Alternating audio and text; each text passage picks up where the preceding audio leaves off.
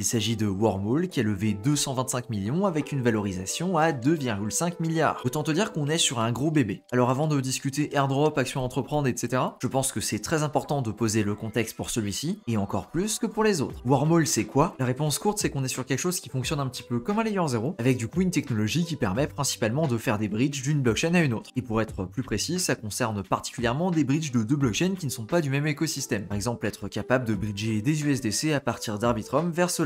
Ok, très bien, pourquoi pas un concurrent à Layer 0 qui a levé beaucoup de fonds. Il suffit juste de se balader un petit peu sur le site pour te rendre compte qu'il y a des termes qui vont revenir très souvent comme sur Layer 0, avec par exemple les fameux messages. On notera que d'après les chiffres, il y a plus de 750 millions de messages interblockchain qui ont été envoyés, et plus de 35 milliards de dollars qui ont été bridgés interblockchain. Et ça avec plus de 30 blockchains qui sont prises en charge. Alors dit comme ça a quand même l'air plutôt cool et on va explorer tout ça. Mais avant de se lancer à la découverte de cet écosystème, j'ai un petit service à te demander. Comme tu es peut-être au courant, en septembre, j'ai monté un dossier pour participer au Rétro PGF numéro 3 d'Optimisme. Sans trop rentrer dans les détails parce que c'est un sujet qui est quand même assez complexe, et concrètement n'importe qui avait réalisé des actions positives pour l'écosystème d'Optimisme pouvait déposer un dossier. Pour le coup c'est effectivement le cas, j'ai plusieurs vidéos qui rentrent dans ce cadre. J'ai donc déposé mon dossier et aujourd'hui on est en plein dans la campagne de vote. Le truc c'est que pour être éligible à quoi que ce soit, il faut au minimum être dans les votes de 17 personnes. À savoir qu'il y a environ 200 personnes qui vont voter et que ces personnes-là n'ont absolument aucune idée de qui je suis et de ce que je fais. Le problème c'est donc qu'aujourd'hui le projet qui est rattaché à la chaîne YouTube, au Twitter ainsi qu'au Discord, eh bien il est uniquement dans les 3 votes sur les 17 nécessaires. Ce qui veut donc dire qu'en l'état je ne pourrais absolument rien recevoir. Et c'est absolument pas juste mon cas, c'est le cas pour quasiment tous les projets qui sont francophones. Que ce soit par exemple un Cryptos qui lui va apparaître dans 5 votes, un autre Guardians qui va apparaître dans 9 votes, ou encore DeFi France qui est un autre Discord crypto francophone qui apparaît dans 4 votes. Le truc c'est qu'il y a un total de 600 dossiers à étudier pour chaque personne qui vote, et dans la logique des choses, les personnes vont évidemment voter pour des projets qu'elles vont connaître plutôt que pour des personnes qui sont inconnues au bataillon. Ce qui d'ailleurs est totalement normal, soit dit en passant. Sachant que la campagne de vote se termine dans 3 jours, et bien notre dernier espoir c'est de faire du bruit, voire même beaucoup de bruit. Pour ça j'ai rédigé un post détaillé qui explique exactement la situation, qui prend des exemples concrets à partir de la documentation et des listes qui nous ont déjà listés, et je vais donc le poster sur Twitter. Si d'une quelconque façon j'ai pu t'aider à travers mes vidéos, bien je te demande s'il te plaît de prendre 2 minutes de ton temps, et même pas en réalité c'est plutôt 15 secondes, pour aller sur le premier lien de la description qui du coup sera le post sur Twitter, et de venir le liker et le retweeter. Voilà, c'est quelque chose qui est assez important pour moi et qui m'aiderait beaucoup dans le futur, et je suppose que c'est également le cas pour les autres participants francophones, qui sont d'ailleurs également listés dans le tweet. Aujourd'hui je vois vraiment pas d'autres recours pour me faire entendre, et donc c'est pour ça que j'ai besoin de toi. Donc merci d'avance de prendre ces 15 petites secondes et de faire ça, vraiment tu m'aiderais beaucoup. Sur ce, on retourne à notre vidéo. Ok, on va revenir à notre trou de verre avec une information assez importante qu'il faut garder en tête. C'est surtout un petit historique de ce bridge qui est plutôt sulfureux. En février 2022, il y a eu un hack assez important sur Wormhole, et c'était un hack de 323 millions de dollars. De mémoire, il me semble que c'est dans le top 3 des plus gros hacks crypto qui sont jamais arrivés. Autant te dire que c'est colossal. Suite à cet événement-là, ils ont d'abord cherché à négocier avec le hacker, mais finalement ça n'a pas abouti et ils ont choisi de lever des fonds. C'est donc cette levée de fonds qui a eu lieu courant 2022 qui est valorisée à 2,5 milliards. Et oui, c'est aujourd'hui, décembre 2023, qu'ils font l'annonce qu'ils ont levé ces fonds-là. Écoute, pourquoi je ne sais pas, même si ma petite idée ce serait pour faire du bruit et pour faire revenir les gens sur ce bridge. Ensuite, le bridge continue de fonctionner, mais surtout voit une augmentation de sa sécurité, si bien qu'en juin 2023, ils sont approuvés par le papier d'Uniswap. En gros, c'est un document qui a été publié à cette période-là et qui a fait beaucoup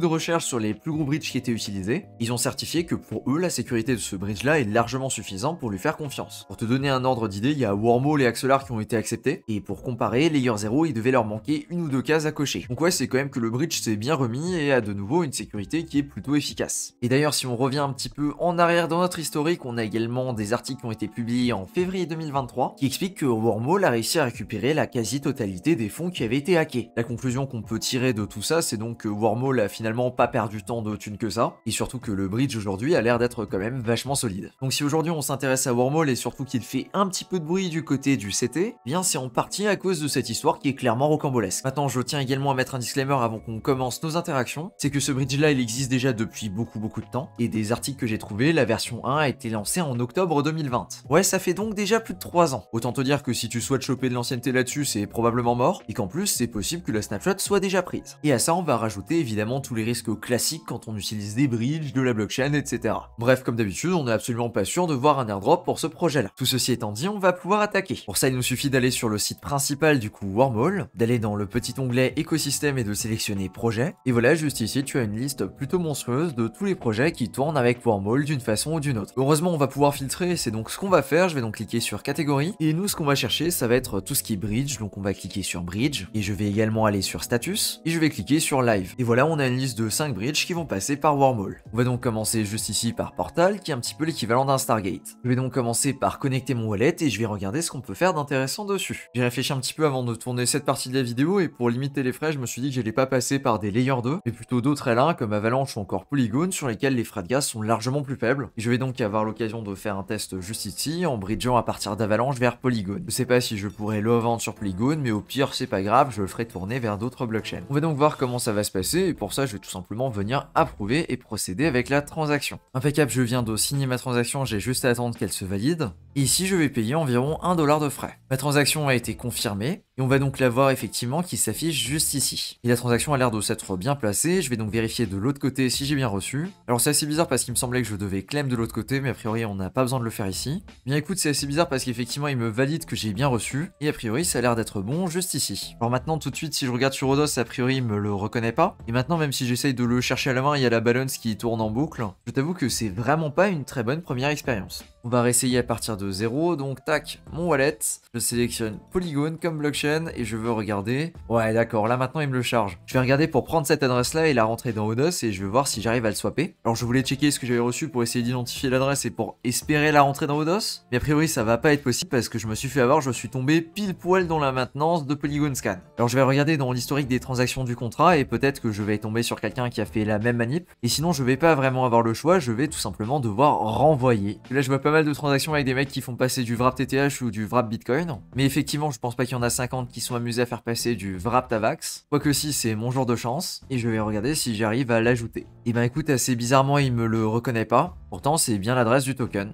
Mais à regarder un petit peu plus en détail, j'ai l'impression que la majorité des transactions ne font pas grand chose et ne font absolument pas des swaps, et donc je pense que je vais pas du tout avoir le choix et je vais tout simplement me le renvoyer sur Avalanche. C'est affolant, il y a même pas un bouton maximum 100%. Ok, très bien, et maintenant si je veux le refaire passer dans l'autre sens, là mes 0,45 se retrouvent en 0,26. Je crois très clairement que c'est l'un des pires bridges que j'ai jamais utilisé. Alors non, c'est encore pire que ça, il te donne le choix, tu peux passer soit par l'un, soit par l'autre, mais il faut sélectionner obligatoirement Wormhole. Parce que si tu sélectionnes pas Wormhole, déjà tu te fais bouffer au niveau des frais, et en plus ça passe pas par Wormhole. C'est vraiment horrible comme expérience utilisateur. Bah écoute, je vais essayer de faire ça, je vais donc approuver mon token, et effectivement là ça me coûte quasiment rien niveau frais de gaz. Et normalement ici, vu que c'est mentionné en 2 transactions, ce sera à moi de claim de l'autre côté, donc c'est exactement ce que je vais faire une fois que ce sera possible. On va donc continuer sur Portal, mais cette fois-ci on va utiliser un autre wallet et un autre écosystème, on va passer par Aptos, et ici j'ai un wallet Pontem, c'est donc le même wallet que j'ai utilisé pour faire les différentes quêtes sur Aptos. Et ici j'ai environ 40 $ d'USDC que je vais faire transiter. Pour ça je vais simplement sélectionner au niveau du réseau Aptos, je vais sélectionner mon token, ici je vais sélectionner mes USDC. Si tu n'as pas d'USDC Wormhole directement sur Aptos, ce qu'il faut faire c'est aller dans Swap, et ici sélectionner le token que tu veux obtenir, c'est-à-dire des USDC, et bien vérifier qu'il s'agit d'USDC compatible Wormhole juste ici. Et disons que je veux les bridger vers Solana. Et maintenant de l'autre côté je vais connecter mon wallet Solana. Pour le coup ici j'ai installé Phantom, donc c'est celui-ci que je vais connecter, et au niveau de l'asset je veux effectivement recevoir des USDC. Ici il m'explique juste que je dois créer un compte pour ce token. Sachant que j'ai absolument pas de solde dessus, je vais regarder pour utiliser un faucet. Bon, j'ai pas trouvé de faucet qui me convenait, donc je me suis envoyé un tout petit peu de Solana. Je vais donc pouvoir créer mon compte juste ici. Je confirme. On a donc une petite preview et ici on se rend compte que les frais de gaz sont vraiment négligeables. Je vais donc approuver et procéder. Et impeccable, c'était extrêmement rapide. Je vais donc maintenant pouvoir claim de l'autre côté sur le portail. Ça va donc m'ouvrir mon Phantom Wallet et je vais pouvoir confirmer dessus. Et j'ai encore une deuxième transaction à confirmer. Ça me paraît assez bizarre quand même cette affaire. Tant là j'ai l'impression qu'il se fout quand même de moi parce que ça fait plusieurs fois que je repasse la même transaction. Je vais essayer de refaire de zéro. Pourtant toutes les transactions que j'ai fait jusqu'à présent a priori elles ont fonctionné. Alors je vais voir peut-être que sur le portal maintenant il me détecte mes jetons. Et écoute, j'ai l'impression qu'il se passe absolument rien. Je vais regarder dans l'Explorer pour voir quand même si c'est pas passé un truc. En tout cas c'est pas la première fois que je le dis dans la vidéo. Vraiment c'est de loin une de mes pires expériences de bridge. J'ai l'impression que c'est à peu près la même transaction donc je vais confirmer. Ça m'étonne qu'ici il ne m'affiche pas directement ce que je suis censé recevoir. Il me redemande encore une transaction. Ok, je confirme.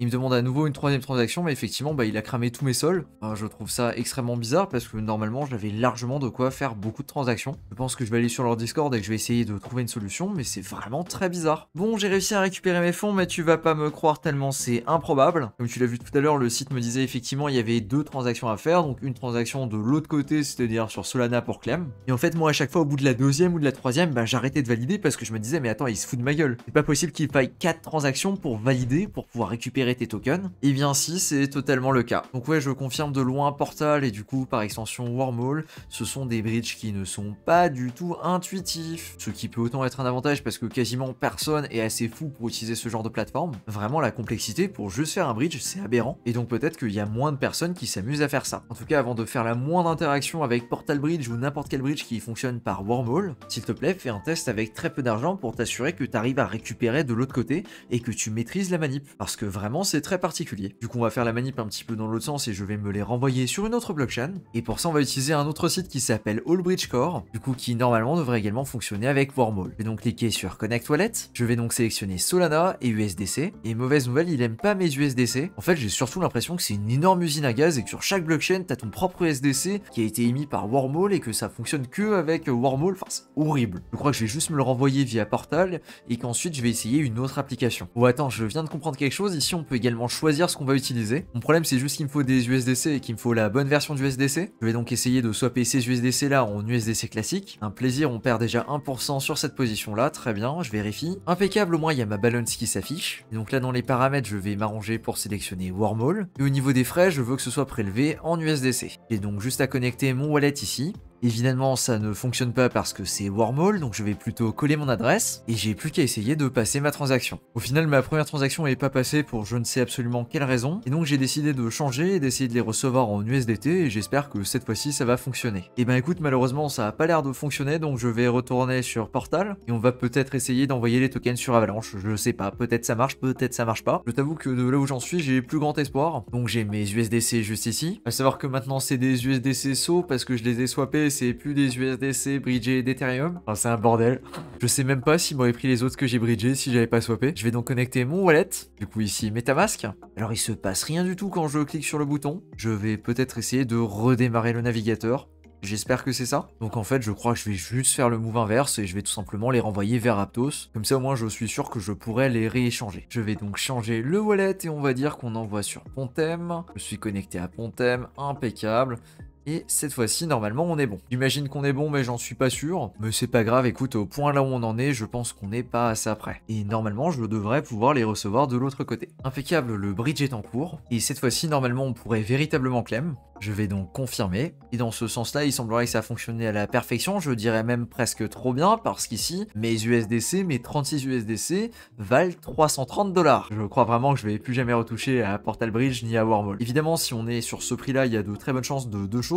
Soit on a un problème d'affichage, ce qui est le plus probable, soit il y a tout simplement quasiment pas de liquidité et donc le prix est totalement aberrant. Écoute, dans le doute, on va essayer de les échanger. Et je vais voir maintenant si j'importe le token, si je peux en faire quelque chose. On me dit de faire attention et de bien l'utiliser à mes risques et périls. Et ouais, voilà, c'était exactement ce que je te disais tout à l'heure. Il y a absolument pas de liquidité sur la pool. C'est pas grave, finalement, je pense que je vais juste les laisser sur mon wallet Solana. Et dans cette vidéo, j'abuse vraiment pas, c'est mon expérience utilisateur. Les autres, tu m'entends très rarement râler parce que j'ai jamais de problème technique. Et là, vraiment, j'ai pas grand chose d'autre à en dire. L'utilisation de Wormhole, elle est insupportable. Vraiment, c'est indécent de proposer ce genre de service et d'avoir levé 225 millions. Je sais pas quel utilisateur normal va utiliser ce bridge là par rapport à tout plein d'autres bridges qui existent et qui fonctionnent correctement. Vraiment, si tu penses que Layer 0 c'est pas du tout au niveau, je t'invite à tester l'expérience avec Wormhole et tu m'en diras des nouvelles. Alors je me suis quand même posé la question de savoir s'il n'y avait pas un agrégateur qui me permettait quand même de faire un swap. Et a priori, si je vais sur Hippo, il me permet d'obtenir 31 $ pour mes 36 USDC. Et je vais essayer ça en allant sur du vrai USDC, l'USDC de Layer 0. Et là, effectivement, on voit que je me fais défoncer si je passe ce swap. Je vais donc faire le truc le plus logique que je peux faire, c'est-à-dire rebrousser chemin, aller sur Solana et revendre mes USDC pour des Solana. Et on se retrouve tout de suite pour la suite des aventures. Et je voulais donc également regarder pour utiliser quand même une autre application, ici par exemple Carrière. Tout à l'heure, on avait reçu l'AVAX sous la forme de Wrap-AVAX, donc je vais juste les unwrap. Et donc, je vais essayer de refaire la même opération, mais cette fois-ci sur Carrière, pour envoyer de l'avalanche vers Polygon. Je débute la transaction, et écoute, l'interface a l'air déjà bien plus clean que tout ce qu'on a pu voir jusqu'à présent. Il me propose déjà de changer de réseau, d'accord. A priori, je peux déjà redeem. Effectivement, c'est le cas, je vais continuer. Et ben voilà, ça fonctionne correctement, c'est rapide, y a pas de souci. J'ai pas payé $1 de frais dans le vent exactement comme ce que j'ai fait sur Portal. L'interface est clean et compréhensible. Ça existe et c'est possible. On va essayer de le faire dans l'autre sens pour voir si ça fonctionne toujours aussi bien. Et en plus, on pourrait même peut-être envoyer vers Phantom. Écoute, je vais faire la transaction dans l'autre sens et après, je vais essayer avec de l'USDC. Et c'est pareil, là, les stats sont excellentes. On va juste payer 1 centime. Et du coup, il n'y a pas de frais variables ni même de frais fixes. Je trouve ça très très bon. En attendant que ça arrive de de l'autre côté parce que ça va prendre un petit moment, sachant qu'on part de Polygon, il y a 15 minutes d'attente minimum. Je vais essayer de me prendre un petit peu d'USDC et je vais voir si ça marche bien. Bon, Odos a l'air de pas vouloir, donc on va faire un grand classique Uniswap, pas de souci, ça devrait fonctionner. Impeccable, je vais faire un petit F5 maintenant et je vais regarder s'il me prend en compte mon USDC. Bien écoute, ça a l'air de fonctionner et on a l'air de l'obtenir aussi en 1 pour 1. Donc si tu veux faire du volume, j'ai l'impression que ça c'est vraiment la strat à tester. Et le site s'appelle Carrier, du coup je te le mettrai directement en description. Et ouais, c'est exactement ça pour bridger des USDC, ici ça va aussi me coûter 0,01. Donc heureusement que je me suis pas découragé tout à l'heure quand j'ai vu le portal et que j'ai cherché un petit peu plus loin. Autre précision, comme tu l'as vu tout à l'heure, j'avais pas validé ma transaction sur Avalanche pour pouvoir la recouvrer. Donc il y a un petit bouton juste ici qui s'appelle Recovery et il suffit de rentrer l'idée de la transaction source pour pouvoir la recouvrer de l'autre côté. Ici, sachant que j'ai pas testé, je suis pas sûr que je peux revendre mes USDC en 1 pour 1 de l'autre côté. Mais pour le coup, c'est pas bien dramatique quand tu vois à quel point c'est dérisoire les coûts pour le bridger. Je pense donc avoir fait le tour des bridges les plus importants directement sur Wormhole, même si évidemment il y en a un petit peu plus. Concernant les critères qui me semblent pertinents, on va en avoir plusieurs. Pour le coup, je considère vraiment que c'est quelque chose qui va se jouer comme un layer 0. Donc évidemment le nombre de transactions ou encore le volume, pour moi c'est vraiment des trucs qui vont être très importants. Et sinon je pense que si c'est différents écosystèmes avec différents wallets, ça peut également être très pertinent. On va vraiment avoir un choix très varié, on va avoir Solana, on va avoir Sui, on va avoir Aptos, on va avoir tout ce qui est EVM, on va avoir tout ce qui est connecté à Cosmos par exemple. Donc oui, je pense que c'est pertinent d'essayer de jouer avec toutes ces possibilités pour venir marquer le maximum d'écosystèmes possibles. Et à ma connaissance, c'est d'ailleurs l'un des rares bridges qui permet autant de possibilités entre les différents écosystèmes. Quand tu regardes Layer 0 par exemple, à l'heure actuelle, il est uniquement connecté entre tout ce qui est EVM et ce qui va être Aptos par exemple. Encore une fois, avant de faire la moindre transaction avec un montant important, surtout ici, parce que c'est vraiment compliqué les manips pour pouvoir récupérer tes fonds, s'il te plaît, assure-toi de faire une petite transaction avec un petit montant et de vérifier que tout fonctionne correctement. Et ce, dans les deux sens. Parce que c'est pas forcément parce que tu arrives à récupérer les cryptos sur un réseau que tu peux les revendre en 1 pour 1. Voilà, j'insiste vraiment là-dessus, c'est bien plus compliqué à utiliser qu'un layer 0 par exemple. En tout cas, merci à toi de ton attention pour cette vidéo. J'espère que tu auras une expérience un petit peu moins désastreuse que la mienne si tu essayes ces applications. Et sur ce, je te dis à plus pour une prochaine vidéo. Ciao!